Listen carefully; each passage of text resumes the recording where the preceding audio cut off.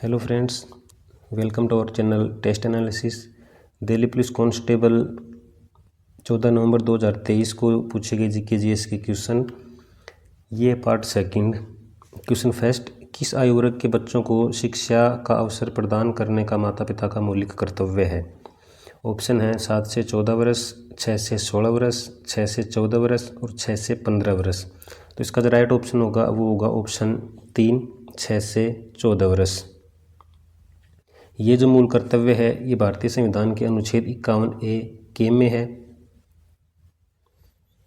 शिक्षा का अधिकार राइट टू एजुकेशन 2009 में लागू हुआ था। इसके अनुसार 6 से 14 वर्ष आयु के बच्चों को निःशुल्क और अनिवार्य शिक्षा दी जाएगी। भारतीय संविधान का अनुच्छेद 51A नागरिकों के मौलिक कर्तव्य से संबंधित है। नेक्स्ट क्वेश्चन, निम्नलिखित में से कौन से युग्म में भारतीय राष्ट्रपति की न्यायिक शक्तियों और उनकी परिभाषा के संबंध में गलत ढंग से सुमेलित किया गया है? ऑप्शन 1, दंड परिवर्तन। यह दंड के रूप को हल्के रूप में परिवर्तन करने को दर्शाता है। स्थगन, यह मूल रूप से दिए गए दंड के स्थान पर कम दंड देने को दर्शाता है। समाधान, यह सजा की अवधि को कम करने का तात्पर्य है बिना उसके चरित्र को बदले। क्षमा, यह है सजा और दोष सिद्धि दोनों को समाप्त करता है। इसका जो राइट ऑप्शन है वो है ऑप्शन नंबर 3, समाधान। सजा की अवधि को कम करने का तात्पर्य बिना उसके चरित्र को बदले, इसका जो होगा वो परिहार होगा।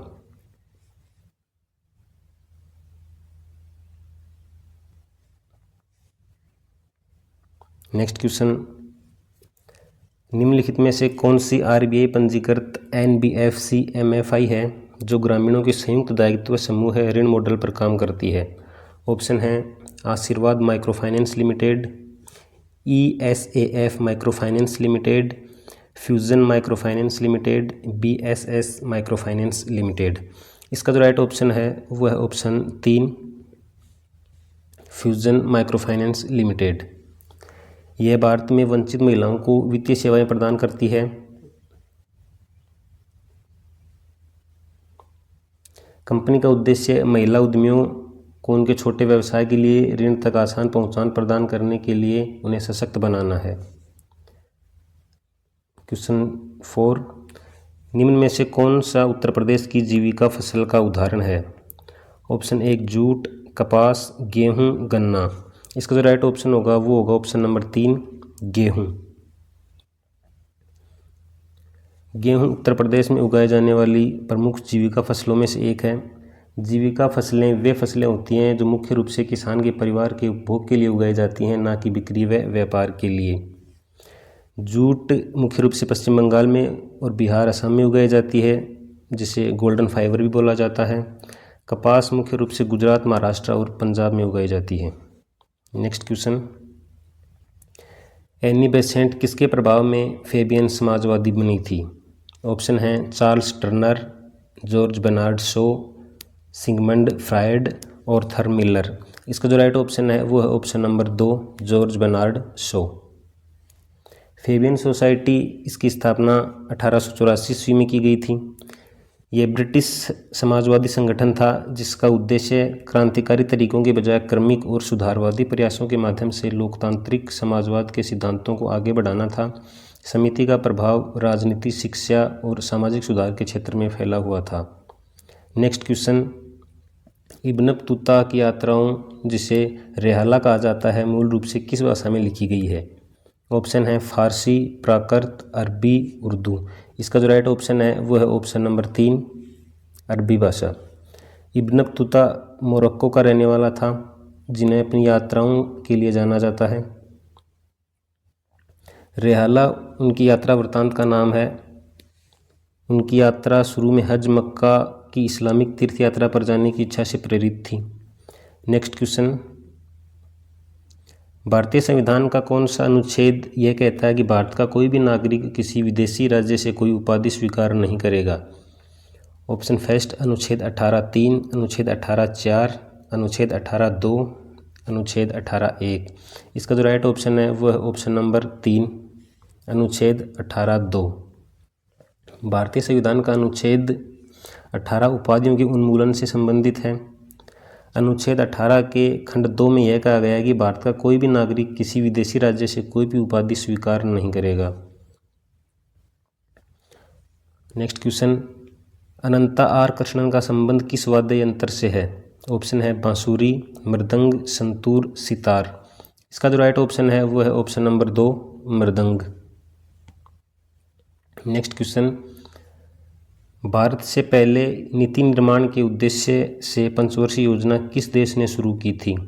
ऑप्शन है Britain, Germany, America, Soviet Samajwadi गणराज्य रूस।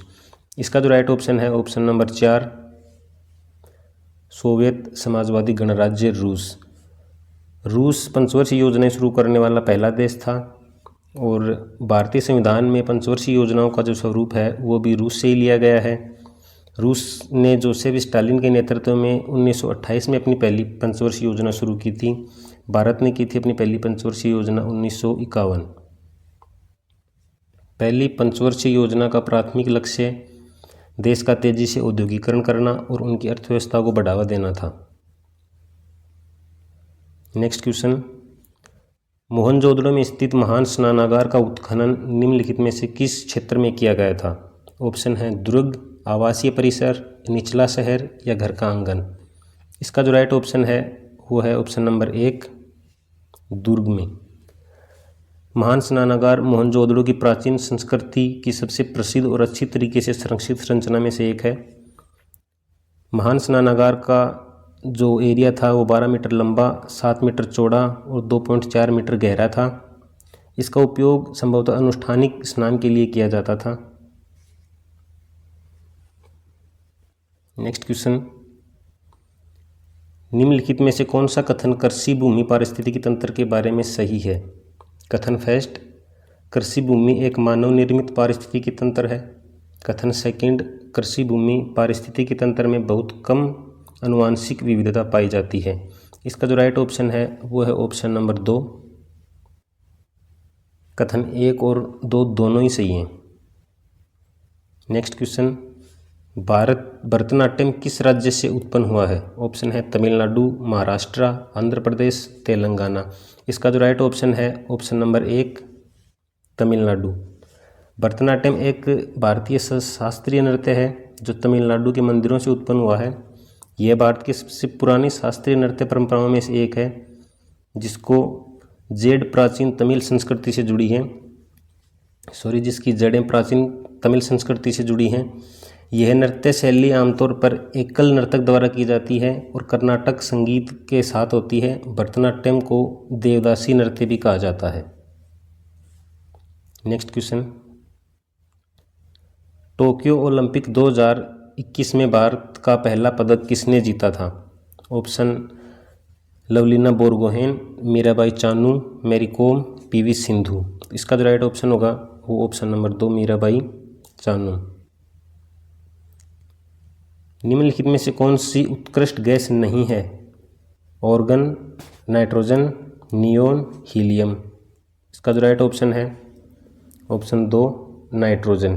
बाकी तीनों उत्कृष्ट गैसें हैं। उत्कृष्ट गैस आवर्त सारणी के समूह 18 में सम्मिलित हैं। चालू कीमतों को राष्ट्रीय आय की गणना किस आधार पर की जाती है? ऑप्शन स्थिर कीमतों पर, भविष्य की कीमत पर, तुलनात्मक कीमत पर, प्रचलित कीमत पर। इसका जो राइट ऑप्शन है वो है ऑप्शन नंबर 4, प्रचलित कीमत पर।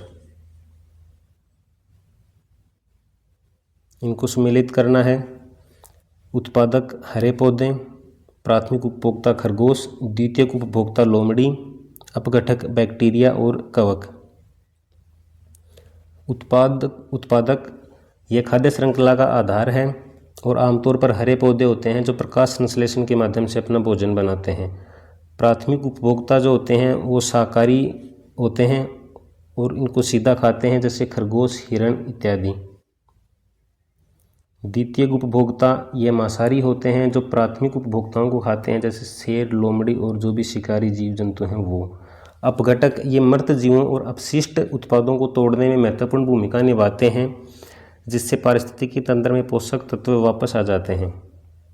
नेक्स्ट क्वेश्चन, अत्यधिक पसंद किए जाने वाले अंग्रेजी उपन्यास एलिस एडवेंचर्स इन वंडरलैंड को निम्नलिखित में से किस लेखक ने लिखा है?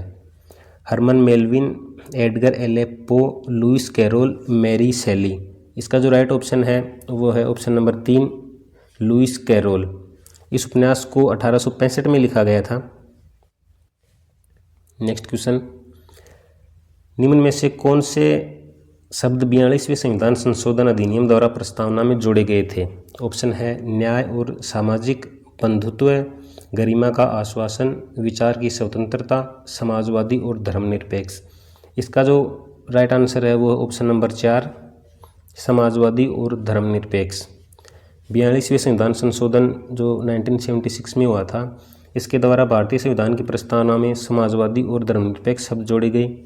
यह संशोधन प्रधानमंत्री इंदिरा गांधी के कार्यकाल में हुआ था। 26 नवंबर 1949 को प्रस्तावना को अपनाया गया था और 26 जनवरी 1950 को इसे लागू किया गया था। नेक्स्ट क्वेश्चन, 8 अप्रैल 2015 को प्रधानमंत्री द्वारा गैर कृषि लघु उद्यमों को 10 लाख रुपए तक के ऋण प्रदान करने के लिए कौन सी योजना शुरू की गई थी? भारत रोजगार योजना, प्रधानमंत्री मुद्रा योजना, महात्मा गांधी राष्ट्रीय रोजगार गारंटी अधिनियम, प्रधानमंत्री श्रम योगी मानधन। इसका जो राइट ऑप्शन है वो है ऑप्शन नंबर 2, मुद्रा योजना।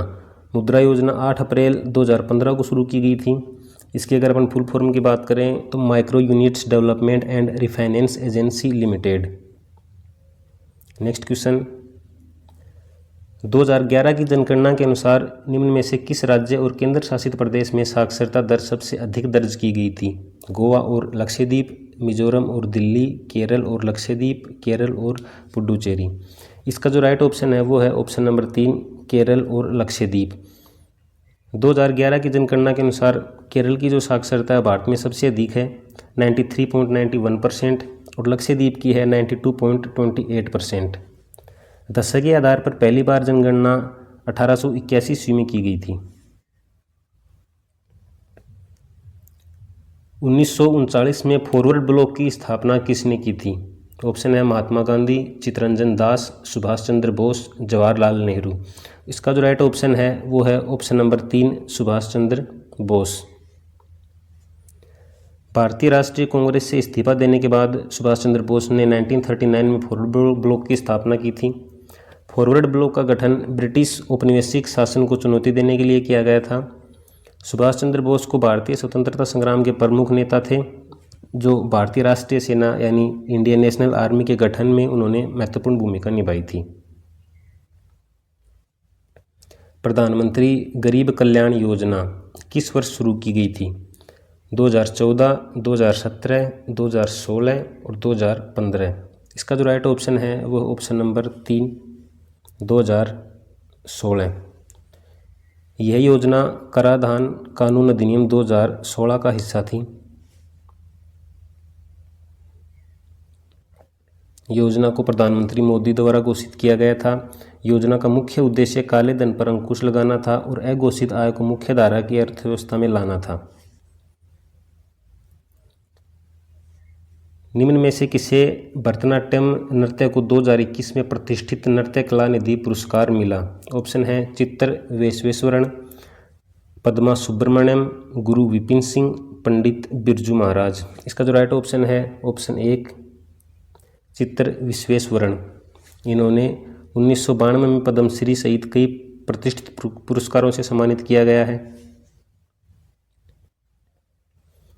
निम्नलिखित में से कौन यूरोपीय नाट्य तकनीक को भारतीय शास्त्रीय नृत्य के साथ मिलाकर भारतीय लोक और आदिवासी नृत्य को भी इसमें शामिल करते हुए संलयन कलाएं बनाने के लिए जाना जाता है?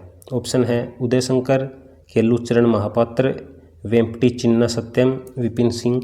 इसका जो राइट ऑप्शन है वो है ऑप्शन नंबर 1, उदय शंकर। उदय शंकर को भारत में आधुनिक नृत्य के जनक के रूप में जाना जाता है। किस घटना के विरोध में महान कवि और मानवतावादी लेखक रविंद्रनाथ ठाकुर ने अपनी नाइटहुड की उपाधि वापस कर दी थी? ऑप्शन है बंगाल विभाजन 1905, पिट्स इंडिया अधिनियम 1784, कोमागाटा मारू मामला 1914, जलियांवाला बाग हत्याकांड 1919। इसका जो राइट ऑप्शन है वो ऑप्शन नंबर 4 जलियांवाला बाग हत्याकांड 1919। जलियांवाला बाग हत्याकांड 13 अप्रैल 1919 को हुआ था अमृतसर पंजाब में, और जनरल डायर ने यहाँ पे गोलियां चलवाई थी। इसके अलावा देखिए बंगाल विभाजन 1905 लॉर्ड कर्जन के टाइम पे। इसे आधिकारिक तौर पर 19 जुलाई 1905 को वायसराय लॉर्ड कर्जन द्वारा घोषित किया गया था। पिट्स इंडिया एक्ट 1784, इसे ईस्ट इंडिया कंपनी अधिनियम 1784 भी कहते हैं। यह 1773 के रेगुलेटिंग अधिनियम की कमियों को दूर करने के लिए पारित किया गया था। तो ये 25 क्वेश्चंस।